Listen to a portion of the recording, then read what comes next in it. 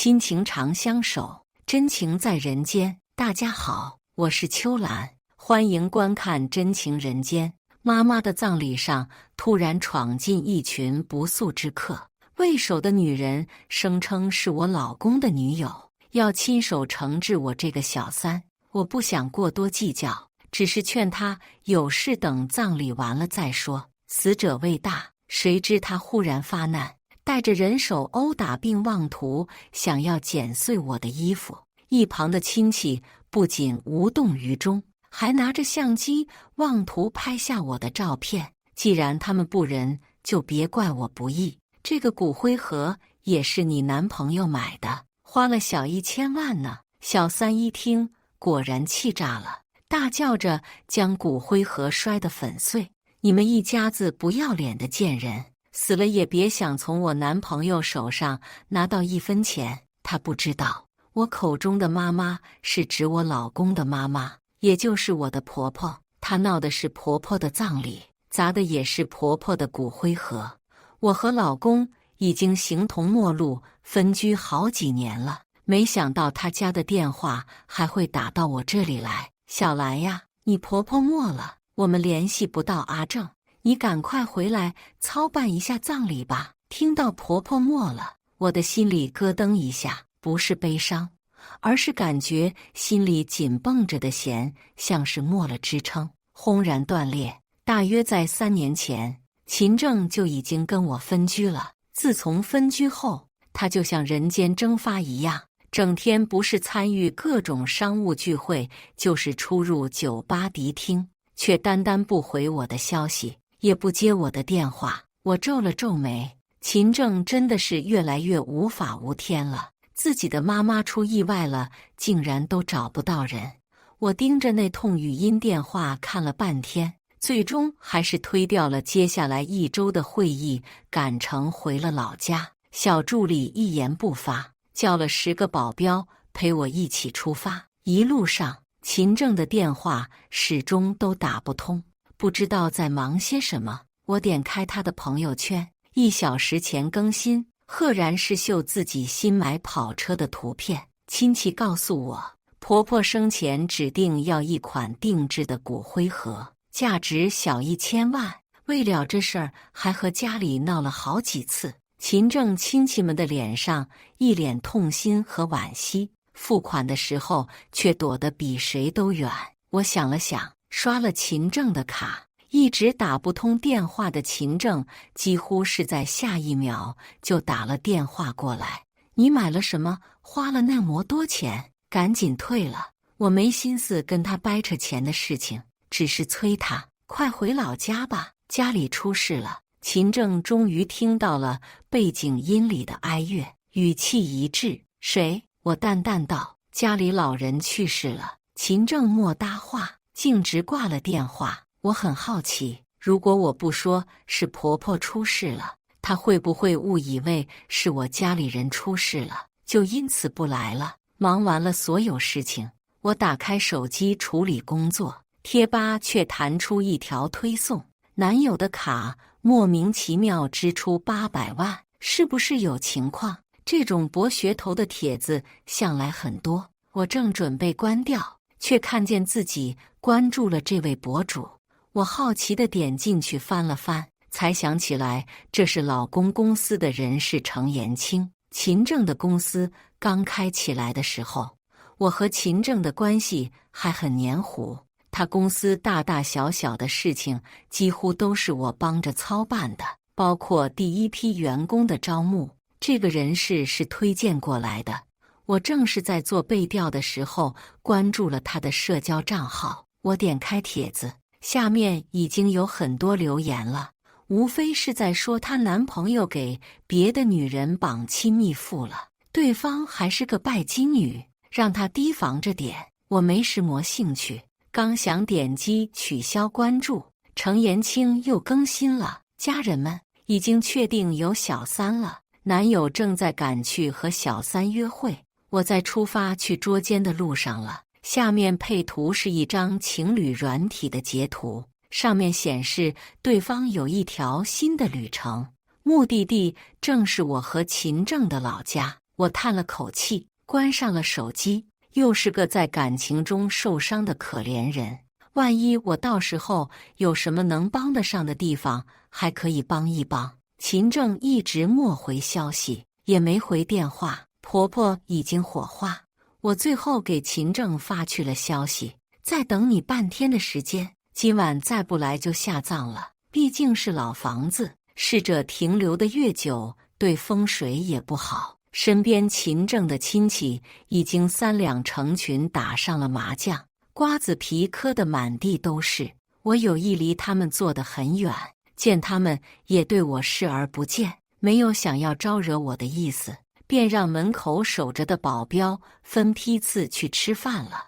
屋子中挥散不去的烟味让我头疼，我皱皱眉，想出门透透气，却听见门外越来越近的嘈杂声。打开门，我和程延清撞了个正着，他的身后跟着7、8个人，一只手举着手机，另一只手拿着棍子，俨然一副闹事的做派。我有些惊讶，程延清，你来这里做什么？程延清先是一愣，随即叉着腰朝身后喊道：没错了，他就是小三，不然他怎么会知道我的名字？不等我回过神来，程延清直接一个巴掌甩在我的脸上。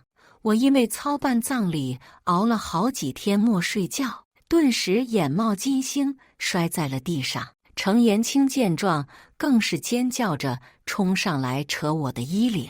我男朋友都还没来呢，你装什么柔弱呀，死绿茶！说罢，他又兜头给了我一巴掌，尖利的指甲划过眼角，顿时溢出鲜血来。还没搞清楚状况，就被莫名其妙打了一毒。我的火气也上来了，起身便一巴掌挥在程延清脸上。程延清捂着脸，不可置信地盯着我看：你敢打我？你一个见不得人的小三，也敢打正房？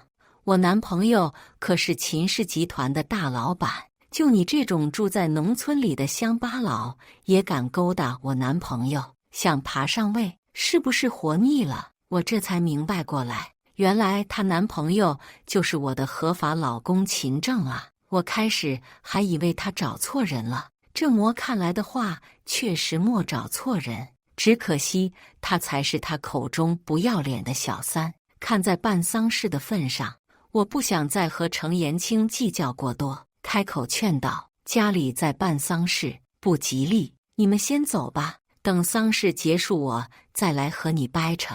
程延清闻言一愣，才想起来，抬头看屋子里的摆设。客厅里挂着一幅遗照，桌上摆着一个小小的骨灰盒，骨灰盒上镶着钻，金光闪闪的。屋子里的亲戚都停下了手中的麻将，一副吃瓜的表情看向这边。程延清紧张起来，拿起一根棍子做防御状。你们别过来呀！我只是在惩治小三而已，跟你们没关系。你们要是动我，我就报警。亲戚们依旧一动不动，脸上带着玩味的笑容。过了许久，程延清看了看还倒在地上没人扶的我，忽然明白过来，指着我大笑：死狐狸精！你看你的家人都不想着你，还有谁会帮你？看我今天不替天行道！程延清看看遗照，又看看屋子里摆了满地的礼物，他冷笑道：照片上的人是你妈吧？地上的礼物都是我男朋友送的吧？赚死人钱，你还要不要脸？你们一家子狐狸精，死了也别想从我男朋友手里拿到1分钱。说罢，程延清指挥众人将屋子里的东西砸了个稀巴烂。我这才看到程延清带了一大帮人过来，少说有20、30个，每个人的手中都拿着棍子。遗照从墙上砸到地上，照片被扣在了地板上，玻璃渣子碎了一地。我给老屋子新置办的价值几万一只的瓷瓶，就这么一排排倒了下去。飞溅的瓷片将我的腿上划满了口子。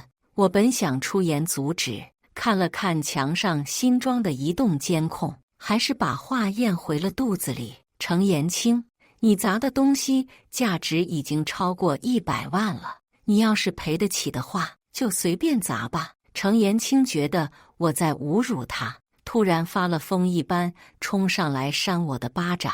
你在横什么？你在横什么？你花的都是我男朋友的钱，我就砸了，怎么了？程延清揪着我的头发，将我在地上拖行。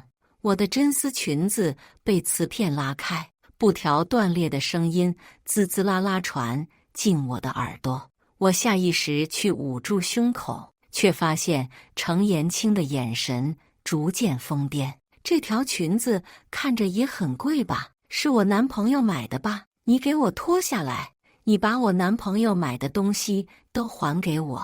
我意识到不对劲，拼命捂住裙子，试图唤醒程延清的良知。你男朋友就算出轨，你也应该去找他算账。魏石魔要来搞雌竞，程延清已经招呼了好几个人过来摁住我的双手和双脚，发疯一般的撕扯我身上的衣物。要不是你用这副健身子勾搭秦正，他会把持不住吗？都怪你，他有什么错？话音刚落，我身上最后的遮挡被他撕开，他大笑着举起手机拍着照，嘴里不断念叨着：你不是很骚吗？那就让你的亲戚们好好看看，让网友好好看看你的样子。闻言，原本在吃瓜的众人的脸上浮现出了猥琐的笑容，好几个人偷偷掏出了手机对准我。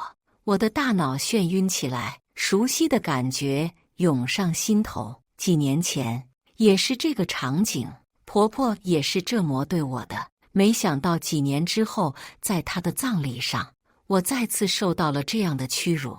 我绝望地闭上眼睛时，小助理带着5个保镖冲过来了。几个保镖都是训练有素的专业格斗选手，3两下就撂倒了好几个人，冲过来护在我的身边。这下亲戚们躁动起来了，你们这些人干啥个吃独食？俺们还没看够呢。就是，只准你们围起来看，不准俺们看，这是什么道理？一个保镖闻言顿时怒不可遏，反手打倒了一个正在满嘴污言秽语的中年男人。男人捂着肚子痛苦嚎叫2声，鼻血顺着脸颊流了下来。众人见群架蔓延到他们身上了，纷纷暴喝一声，抄起家伙便冲了上来。一时间，小小的屋子里挤了几十个人，屋内一片混乱。饶是再专业的保镖，也双拳难敌4手。亲戚们和程延清带来的人突然统一了战线，开始和保镖厮打起来，不让保镖靠近我。程延清蹲下来看我，脸上带着已然胜利的笑容。哟，母鸡出门还带保镖呢，也是花的秦正的钱吧？真以为自己要嫁进豪门了？你是不是做梦，脑子做坏掉了？我的视线透过程延清扫过那一个个丑陋邪恶的脸，最后落在了那个闪闪发光的骨灰盒上。我抬起手，对着程延清挑衅的笑：你就算再发疯又怎么样？秦正就是愿意给我花钱。看到那个骨灰盒了吗？800万呢，秦正全款买的，你有本事就砸呀！程延清不可置信地看向我手指的地方，猛地站了起来。原来这800万还真的是你这个狐狸精刷的！凭什么？你自己家的破丧事，凭什么要我男朋友花钱？你家里人配用这么好的东西吗？你配让我男朋友花1分钱吗？程延清一边大骂着，一边来到桌上，拿起了那个定制的骨灰盒，往地下用力一砸。我今天就替我老公砸了，你们全家都不得好死！盒子砸在地上，迸发出无数裂痕，镶嵌在盒子上的玛瑙翡翠滚了一地，屋子里扬起一股巨大的粉尘。所有人都下意识捂住了口鼻，正在厮打的亲戚们顿时住了手，大约也知道自己再留下来就要摊上大事了，一溜烟便都四散开来逃走了。只有程延清还在张着嘴大骂：“死狐狸精！我咒你跟你妈一样，不得好死！死了也没有盒子装，谁不得好死？”正在程延清骂得起劲的时候，秦正来了。秦正皱着眉踏进屋子，举手投足间都带着被强行安排的烦躁。陈兰，你该不会是为了陷我故意编的借口吧？我丈母娘不是早就没了吗？话音未落，程延清甜甜腻腻的声音就传了过来。他拍拍手中的灰尘，冲上去揽住了秦正的手臂，将头埋在他的西装里。秦总，你怎么才来呀？我要被这个乡下女人欺负死了！听到乡下女人这几个字，秦正眉间微蹙，下意识看向我。见秦正莫搭理我，程延清又将身子往秦正身上凑了凑，撒娇道：“宝宝，你跟他的事我就不计较了，快让他把800万还给你，正好给我在公司边上买个小平层，怎么样？”程延清还在乐滋滋地幻想着，我已经换好衣服准备走了。秦正听到800万，才想起了正事，拉住我问道：“到底是什么情况？谁去世了？800万又是要做什么？”我看着早就被程延清打落下来扣在地上的遗照，勾了勾嘴角。他显然没有认出来这是自己亲妈的葬礼，因为这套房子是我全款买的，只是因为后来一直是婆婆在借住着。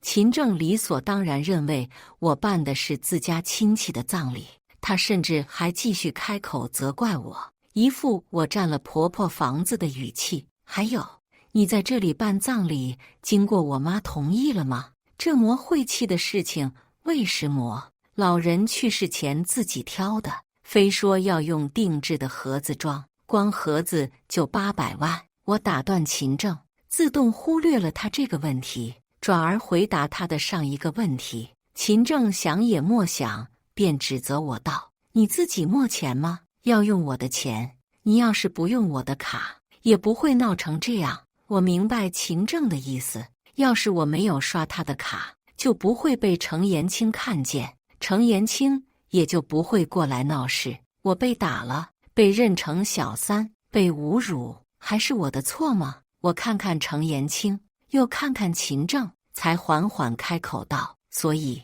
你没告诉他你已经结婚了，你也莫告诉他，我才是你的正牌妻子，他才是小三。”程延清懵了，不住来回看向我和秦正，不可置信道：“怎么可能？就你这种住乡下的女人，怎么可能和秦总结婚？你疯了吧？”秦正沉默不语。程延清推搡着他：“到底怎么回事？老公，你快说句话呀！”秦正终于不耐烦了，猛地挥开程延清的手，站起身来，却是对着我发火：“你有完没完？非要现在说什么三不三的，太难听了！传出去以后，让延清的面子往哪里搁？”秦正环顾了一下四周，似乎才发现地上那一滩白灰是个骨灰盒。他一愣，用探究的眼神看向程延清。程延清才支支吾吾地把事情经过都讲了。他将程延清安抚性地搂在怀里，刮了刮程延清的鼻子。这次延清做的确实有点过分了，我会再给你一笔钱作为补偿。你要是敢去网上造谣延清，别怪我不客气。说罢，秦正揽着程延清就准备走。我打断他们的脚步：“你不准备问问是谁去世了么？”秦正皱着眉回头，似乎是在忍耐我的咄咄逼人。我们虽然是夫妻，但是早就已经没有感情了，这点你非要我说明白吗？所以你家里不管是谁去世了，我都没有义务掏钱，也没有义务亲自过来。我现在已经是很给你面子了，希望你不要得寸进尺。陈兰，我冷笑了一声，强忍着浑身的疼痛，走过去将翻倒的遗照捡起，扔在了秦正面前。你好好看看，这是谁的葬礼？你那位小女朋友砸碎的，到底是谁的骨灰盒？秦正闻言猛地停下了脚步，只看了一眼照片就开始浑身颤抖。他不可置信地伸手去捡那副支离破碎的遗像，等看到画像上的人真的是他的亲生母亲时，秦正一下子绷不住了。你说什么？怎么可能是我妈？怎么突然就……我妈出事了，怎么可能没人通知我？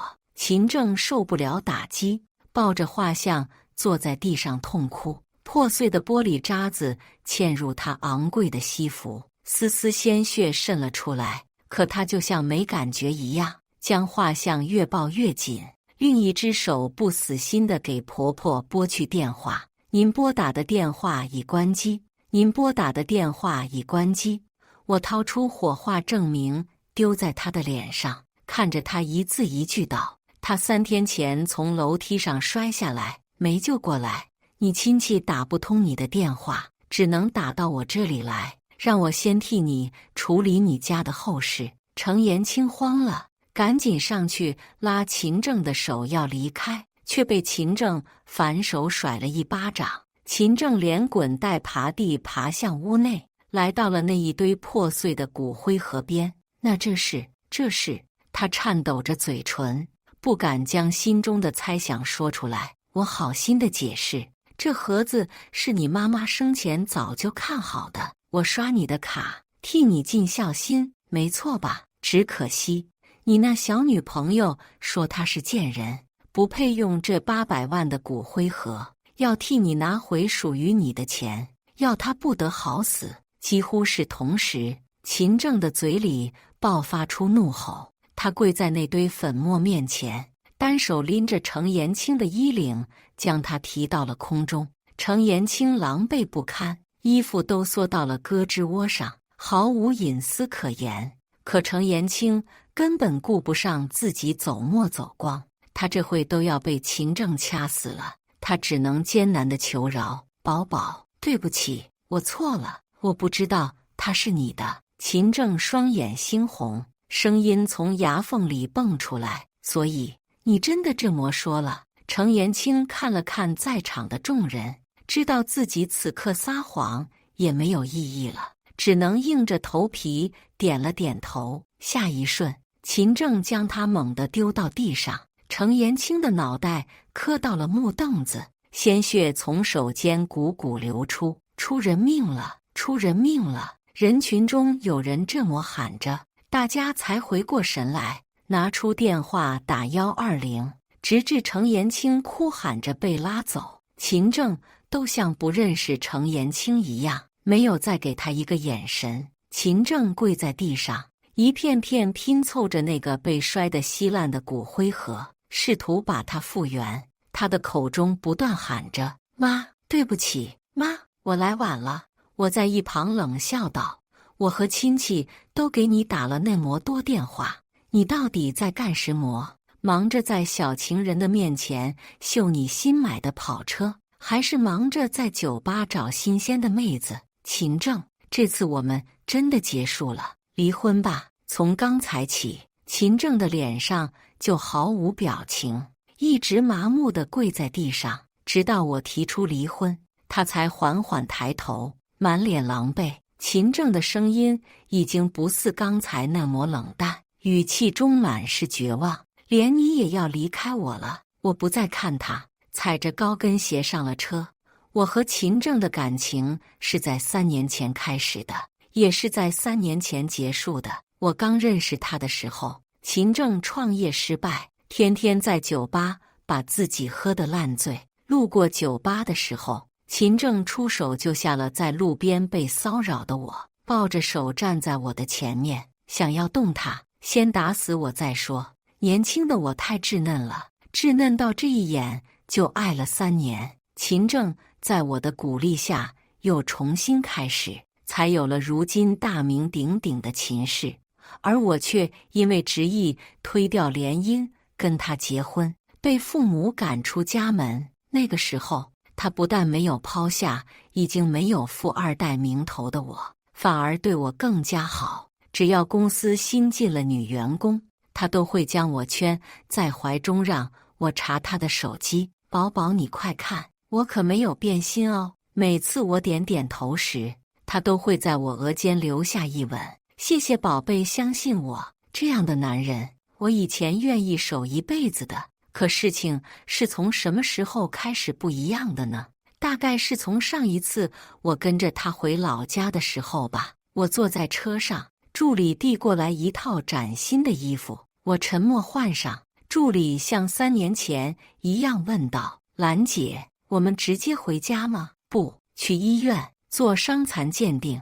这次我要让他们所有人付出代价。”我的视线落到我满是伤痕的腿上，一如3年前那场意外。3年前，我跟着婆婆回老家参加酒席，农村的婚闹习俗还是保留着很多闹伴娘的习俗，村民也都很习惯，纷纷起哄着要把伴娘丢到水里。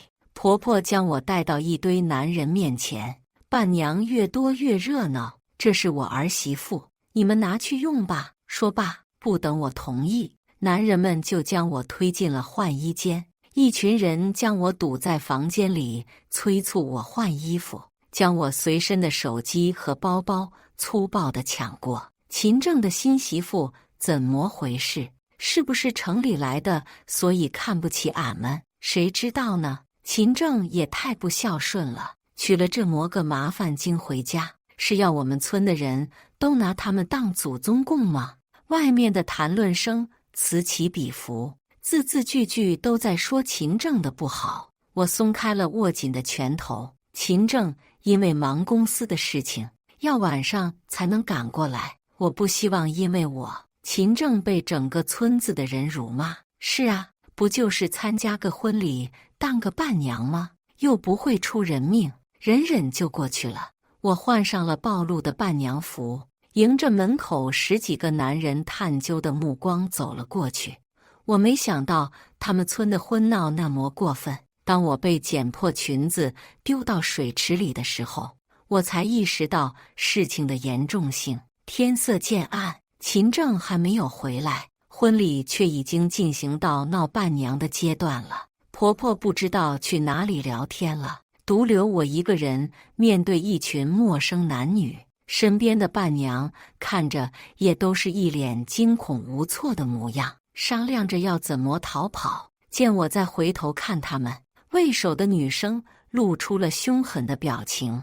你要是敢揭发我们，我就让老王家的男人扒光你的衣服。我摇摇头，我不举报你们，我可以跟你们一起逃走吗？女孩冷笑一声，你也走了，谁给我们打掩护？那群男人要是知道我们逃跑了，会打死我们的。说罢，女孩将我猛地一推，我从帐篷中被推到了人堆里，四脚朝天摔了一个狗啃泥，人群顿时骚乱起来。几个男人看清楚我的脸后，顿时扬起了不怀好意的笑容。终于找到你们了呀，亲爱的伴娘们！几个人架着我将我扶起，剩下的人则是冲进了帐篷里。他们很快发现帐篷里原本藏着的伴娘们都不见了。我被狠狠扇了一个巴掌，我躲闪不及，直接被扇飞到地上去，手插到帐篷边的钉子上，瞬间鲜血直流。几个男人并不打算放过我，拿肮脏的皮鞋踩在我的身上。快说，那几个伴娘跑去哪里了？我摇摇头。如果我因为他们态度不好，就要他们回来跟我一起受苦的话，其实没什么意义。男人们见我咬紧了嘴唇不回答，缓缓露出了阴冷的笑容。好啊，既然他们跑了，那我们就只能闹你这个唯一的伴娘了。你可要好好受着哦。我被拖到了场地中央，男人们欢呼着朗读了游戏规则。10分钟时间内，谁能收集到最多我身上的衣服布料，谁就能获得旁观洞房的资格。哨声一响，男人们像是疯了一样向我跑来，我只能忍着剧痛不停地跑，却被他们3两步追上。我感到自己身上有很多双手在用力撕扯，因为我死死拉住衣角，衣服很难被扯开。一个男人急了，直接掏出了口袋里的折叠刀，他将刀尖在我衣服上肆意划着，我的皮肤跟着衣服的裂缝一起绽开，汩汩流着鲜血。现场却无人在意我的情况，他们眼中只有我身上的布料，只要拿到最多的布料，就可以享受更刺激的福利。他们像发了疯一般撕扯我的衣服和皮肤，我的手上、腰上全是伤口，我太痛了，只能绝望地放开了手。不出5分钟，我的伴娘服早已4分5裂，出现在男人们手中。男人们开始互相掐架，争抢手上的布料，脸上全是近乎癫狂的笑容。我就像垃圾一样被丢在了一旁，毫无尊严。我绝望地转过头去，却和一个半大的男孩对上了眼睛。他正在举着手机拍我，我愤怒地嘶吼：“别拍我！你信不信我会报警？”这时，一直不见踪影的婆婆终于出现了。她着急地朝我走过来，嘴角还残留着半个瓜子皮。我以为婆婆是来救我的，努力朝她伸着手，哭喊道：“妈，让她别拍我！”婆婆终于走到我的身前，却一把打开了我的手。她掏出了一只新手机，是我上周刚送给她的礼物。她对着我拍照录影，她说：“小贱蹄子，你想报警？你报了警，俺们秦政的名声怎么办？你敢报警，俺就把这些照片全部传到网上去，让大家看看你的骚样。”我彻底绝望了。原来婆婆不是来救我的，是来威胁我的。是啊，她在这座村子生活了一辈子，怎么会不知道闹伴娘是什么意思？她早就习惯了，并且为了阻止我报警，拍下了照片威胁我。她说：“我要是不听话，她就发到我爸爸妈妈的公司官网上去。”我信，因为我花了1周的时间教会了婆婆怎么用新手机拍视频上传到网络。10分钟的时间到了，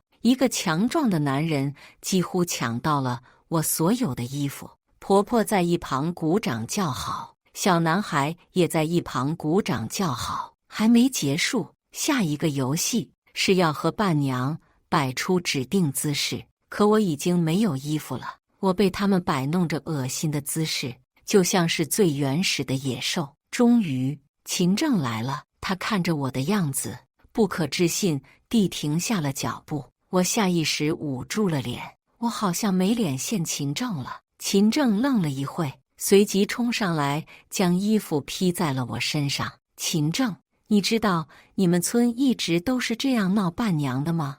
我苦笑着靠在秦政怀里，问他。秦政肩膀一滞，下意识往身后挪了挪身子，和我保持了距离。兰兰，你那么聪明，我以为你可以逃脱的。秦政抿着嘴，说话听不出感情。我叫来了助理，秦政抱着我上了车。助理一脸担忧地看着我：“兰兰姐，咱们去警局记录证据吧，不能就这么让人欺负了呀。”秦政打断了助理，看向我的眸子晦暗不明。兰兰，你现在要是去报警了，我也会被牵连的。我要是进去了，我妈一定会把照片发出去的。你觉得你还会有人要吗？我愣住了，转头看向秦政。秦政放软了语气，试图安慰我：“兰兰，我不会嫌弃你的。今天这件事情，我们就当是没有发生过，不会有人知道的。你不是一直想要孩子吗？我们回去就要一个，好不好？”可是小助理还想辩驳什么，被我打断了话：“回家吧，我不能给爸妈丢脸。”可那天之后，秦政用行动告诉我，他骗了我，他嫌弃我，我们再也没有睡在一间房过。哪怕有时候他下班早，我刚洗完澡出来，他都会下意识等到浴室的雾气消散完了再进去洗澡。他嫌我脏，甚至连沾过我身子的水珠都嫌弃。直到一天，他敷衍地抱了抱我：“我过几天要出国公差一阵子，你不用等我了。”他这句不用等的意思，我理解了，就是等他回国之后也不用等了。果然，他回国之后，在市区又买了一套房子，一声不吭地住了进去。我们心照不宣地断交了许久。我也不是没有给秦正寄过去过离婚协议书，带着协议书找来的是婆婆陈兰。我们是不会同意你离婚的，你不就是从爸妈那要不到钱了，想来分我们秦正的财产吗？婆婆和秦正不知道，我自己的公司马上就要上市了，我根本用不着靠我爸妈，也能赚得比他们一家子赚的都要多。我根本不缺他们家那几两碎银。直到婆婆又拿出了那段视频，你如果强行打官司的话，这段视频应该是足以让你净身出户的吧？净不净身出户的无所谓，可我不能让爸爸妈妈看到，让他们为我担心。再次看到那段视频，我的大脑嗡嗡作响。是啊，要是离婚了，我还怎么掌握证据，让他们全家全村人付出代价？我扬起一抹笑容，好啊，那我不离婚了，我花我老公的钱，这没问题吧？婆婆冷笑一声，那要看我们家秦正愿不愿意给你这个脏女人花钱喽。事实证明，秦正确实挣钱了。我平日里逛街买的时候，他从没有管过我，只是在我越花越多的时候，会时不时打电话过来责怪两句。直到这次，我花了800万之后，秦正直接让我退了。我看着窗外呼啸而过的风景，在心中冷笑，800万已经砸碎了，退是退不掉了，就当作是秦正和婆婆的报应吧。接下来就该轮到秦正和那帮畜生了，他们整个村子的人一个都逃不掉。我提交了这一次监控录下的所有视频以及伤残鉴定结果。虽然程延清的出现确实在我意料之外，但去秦正老家走的这一趟是我本就计划好的。因为上一次婚闹的时候，村子里根本没有监控，我无法提供证据证明参与者都具体有谁。这次回老家，一个是为了拿到婆婆的手机，一个是以防意外。我决定以身入局，引导他们再次犯罪，而这一次一切行为都会被高清摄像头完整记录下来。我没想到还会多收获一个程延清这样的蠢蛋，我真的很疑惑秦正是怎么看上他的，只能说明秦正也是这样的蠢蛋，而真正瞎了眼的只有年轻时候的我。我自嘲一笑，该付出的代价我已经承受完了，接下来就轮到别人了。做完笔录出来，天色已经大暗，我也收到了秦正回的邮件，他拒绝了我的离婚协议书，罕见的发微信轰炸：兰兰，我们回到从前吧，我现在只有你了。兰兰，我好难受啊，我来找你吧，我们从头开始。兰兰，家里密码怎么换了？你来我这里吧，你还没来过吧？我给你发定位，密码我已经改成你的生日了。兰兰，你怎么还没来？是不是在吃青青的醋？我已经跟他断联系了，这件事情我会让他付出代价的，我们之间再也没有别人了，你回来好不好？再后来，他似乎喝醉了，开始发60秒的语音条，我觉得有些稀奇，毕竟秦正已经3年没有这样给我发过消息了。我恍惚记得在我们热恋的时候，他也是这样粘人，只要我不回消息，就会委屈巴巴的一直发消息。再一次看到满屏的资讯，却早已物是人非了。我给他发去了开庭提醒，然后删除了他所有的联系方式。我发现他的联系方式实在是太多了，每一个软体都有，每一个角落都在。曾经的我们该是多么相爱呀，真让人恶心。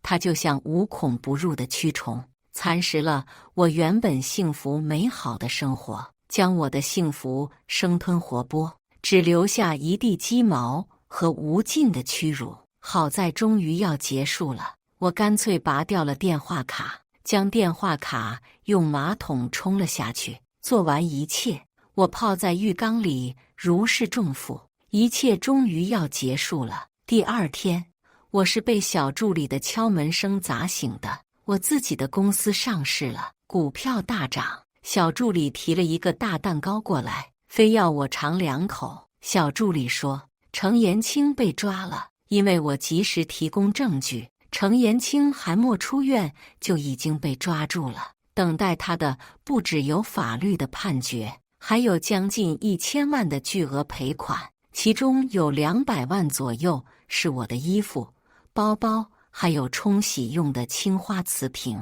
剩下的800万是秦正所赔的。据说程延清在医院里大哭大闹，吵着说自己是替天行道，惩治小三，自己没错。帽子叔叔被闹得不耐烦了，说道：“你到底在嚷嚷什么？你自己不就是小三吗？”程延清一愣，眼中的光芒暗淡下来，喃喃道：“不被爱的才是小三啊，不被爱的才是小三。”医生坐在一旁吃瓜，你被爱人家还要你赔800万呢，渣男！程延清终于安静了下来，眼神中满是落寞。不是的，不被爱的明明是那个女人啊！这一段视频被剪成了鬼畜发到了网上。程延清的家人看到之后，立马发帖说跟他断绝关系，1分钱也不会出的。秦正采取了逃避措施，几次开庭都不出席，只是整天将自己窝在公司里，没日没夜工作。因为联系不到我，他直接把官网当作朋友圈发：“兰兰，我今天又工作了14个小时，快夸我！”兰兰，公司这个月营业额整整上升了10%，厉害吧？他每天都在向我汇报管理公司的进程，一如3年前。只可惜，历史不会被遗忘，也不会因为没有提及就消失。这3年刻骨铭心的经历，我一天也不会忘。秦正真的不是个做生意的料，公司开了3年了，创收还比不上我刚开的分公司1个月的利润。他这个月营业额上涨，也只是因为对家发现我想收购他的公司之后恶意抬价而已，而他竟然傻傻的以为是自己努力工作的结果，真蠢！我提交了婆婆的手机，将那个村子的婚闹恶习公之于众。视频中的人当夜就被全部抓了起来。深入调查之后，真相令我毛骨悚然，我竟然算是他们婚闹习俗中的幸运儿。在5年前，有个女孩因为不配合婚闹，被他们关在了牛棚里。半夜公牛发疯，直接将女孩的双手给踩断了。送去医院的时候，双手已经坏死，只能截肢。而这场婚闹的参与者秦正赫然在列。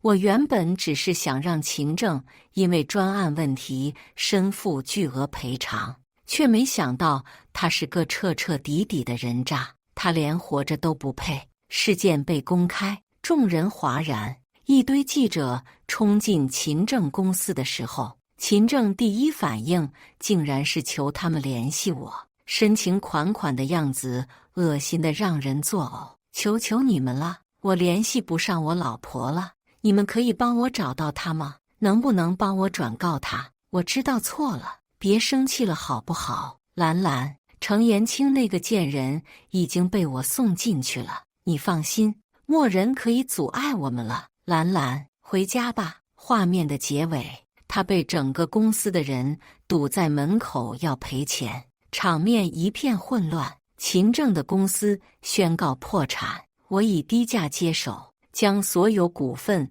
归于陈氏名下。秦正，和你的小情人在里面见面吧。哦，按照你干的好事来判的话，或许你们只能在地下相见了。反正地下还有婆婆在呢，他们应该不会孤独吧？各找个妈娃儿去吧。反正姐姐，我还有大好人生，没时间陪你们玩了。感谢大家的观看。欢迎大家在下方评论区讨论。如果你喜欢这类故事，记得点击订阅《真情人间》，并分享给更多的人，这会对我帮助很大。再次感谢大家的观看。